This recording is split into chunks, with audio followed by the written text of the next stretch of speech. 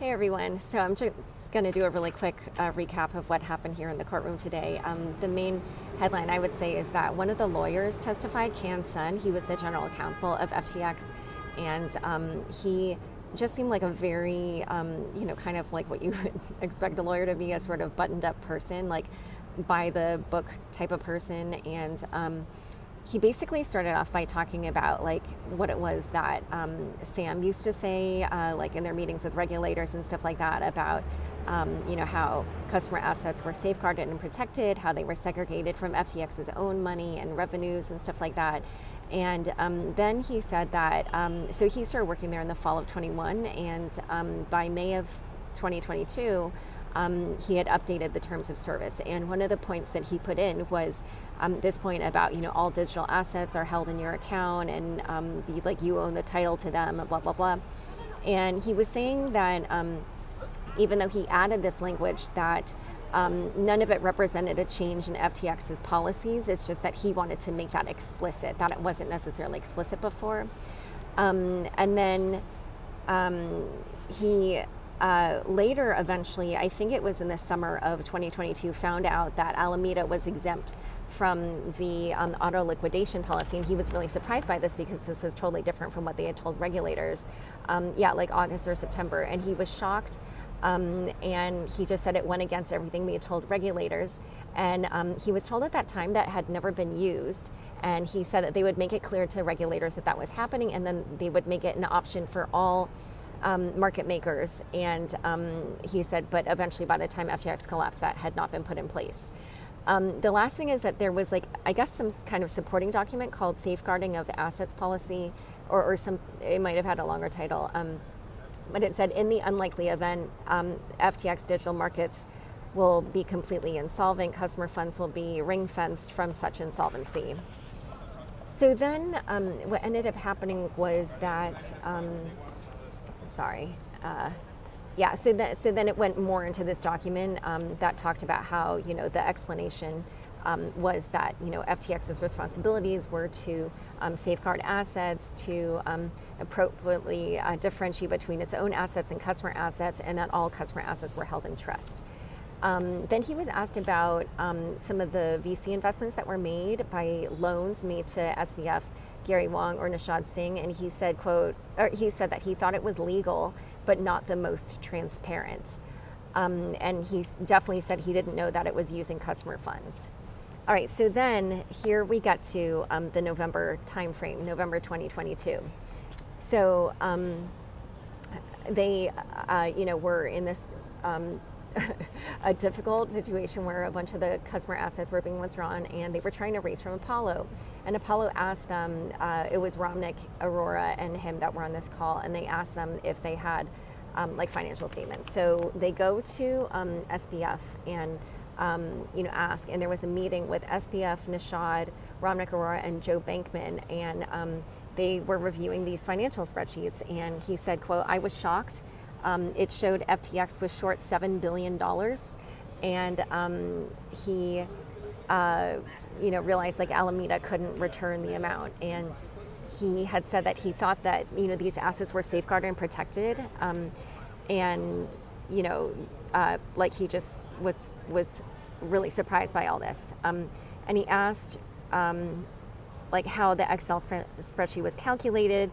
But he said he was not given he said there were times when he was not given any response, and then there were other times when he might just get a vague response. And he said around this time SBF was in his room typing. Sometimes he'd come out and do a call, but he said, quote, Nishad, and I might have gotten this not totally right, but this is using all the emotional words here, these were all correct. He said Nishad was just sitting there, pale, gray, like his soul had been plucked away from him. So anyway, they sent the spreadsheet to Apollo, and then SBF asked him to provide a legal justification for why $7 billion was missing. And Counsel, this GC, tried to come up with a legal justification, and he said that doing so confirmed his suspicion that had been rising all day, that Alameda had basically misappropriated these funds. and he went through kind of the potential different legal justifications. And what happened was because SBF asked him to do that, they went for a walk at 7 p.m. because SBF said that he was going to have a call with Apollo in 10 or 15 minutes. And so Can walked him through the potential legal explanation and said the theoretical ones were, number one, FTX FTX can take customer money in the event of like inactive accounts where they've made a good effort to reach out to people and the user hasn't responded, and SBF acknowledged this as yup, by saying yup. And then the next one was if the user decides to lend money and the borrower defaults, meaning like they essentially get liquidated, and SBF responded again, yup, and obviously that that didn't apply, and so the yup is responding to like we can't use this justification. And then the last one was I think SBF might have even asked about this, like basically pointing out that not every single crypto exchange makes it explicit who owns title to the assets. And Counsel responded that they can't use that justification because the terms of service make it clear that title remains with the user. And SBF again acknowledged yup. And Can said, quote, I was expecting a bigger response, but it was very muted. Like SBF kind of was like, got it. And he didn't recall SBF offering any of his own justifications. Then he said that at 11 p.m. he had a conversation with Nishad Singh. They also took a quick walk around the building. And he said Nishad was worried about his personal exposure, like the loans, again, which is, it's not clear if they were loans or not, as the question from the other day revealed, because some of them just didn't make any mention of Nishad having to pay these back. But, again, it wasn't clear. And then, let's see, then after that, in the cross-examination, the lawyer seemed to bring up a few different things, but again, I don't know, sometimes when they do it in the cross, it's like not clear exactly where they're going. But some of the things that he talked about were the fact that Counsel had taken a loan from FTX, where I guess like when they moved to the Bahamas, they offered an incentive program for people to move there. And so he had taken a loan to buy an apartment or a home in the Bahamas as part of this incentive program, which I guess they were offering that to employees, like we'll pay for your home if you move here or something like that. And so he had received this loan in at the end of 21, and it was for $2.3 million to purchase this home. And then in the next month, in January of 2022, he received a bonus of $3.5 million. And the lawyer was asking him, like, I don't know, he kind of kept trying to ask, like, are these connected, or like, do you see the connection? But Counsel kind of was like, no. And anyway, so again, I also wasn't super clear on where they were going with that. And then there was a thing about, sorry, is this on? Okay, sorry, it's the next page. There was a thing about, they went over the terms again, where, it's about like title shall remain with you. But then there was actually a section about fiat that was covered elsewhere. The unfortunate thing is this was on the screen, like not long enough for me to write it all down, but I want to get the exhibit and check it out, because it definitely had different language from the treatment of digital assets, where it very clearly said, like, you have title to this. So yeah, but it just wasn't on the screen long enough for me to fully digest it. But then what was interesting is then the lawyer asked about another section on there that said something about how this will be governed by English law. And he just asked Counsel to basically read it. And I think Judge Kaplan, like right around that time, warned him, about that, like it being like a tricky thing to ask about.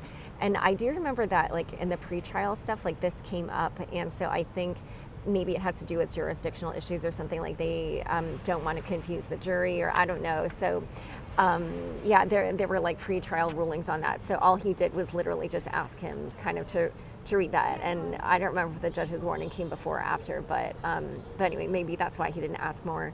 And then he also asked Can about like margin trading, and Can did not know the number of users who took advantage of margin trading. So And then there was another question about backstop liquidity providers. It was just sort of like the lawyer was asking about all the other ways that the money could have gotten lost or whatever you want to call it.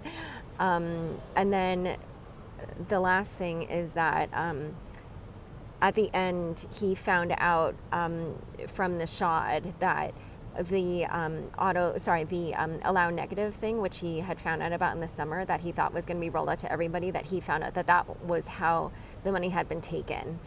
So then what ended up happening was that oh shoot, did I forget? Oh, I somehow missed this. I must have flipped past it. Sorry, I must have turned more than one. Oh yeah, okay. So this was actually in the direct examination. So this is before the cross-examination. But essentially, when the prosecutors were finishing their questioning, where they had asked, about what ended up happening and on the walks and all the different quote unquote theoretical justifications for the money being missing, and can send just walking through SBF how none of them applied. Then the prosecutors played a clip from the Good Morning America interview that Sam did with George Stephanopoulos, where George Stephanopoulos pointed out this money cannot be, it says here in the terms of service, the money can't be loaned out. And then SBF responds, there's a borrowing lending facility, and other statements. And then basically it just showed that SBF was trying publicly to put the blame on this other thing that Can had already said, there's no legal justification for that. So anyway, it was interesting. But the point is that there was also one other witness afterward who was an investor from Third Point, which is a VC company that had invested in FTX. And we'll just reveal more on the pod about that. It was probably just to address the securities fraud charges. But I mainly wanted to get across some more details about what happened on November 7th. All right, that's the update from the courtroom. And there's going to be no update later on because we got let out early before lunch.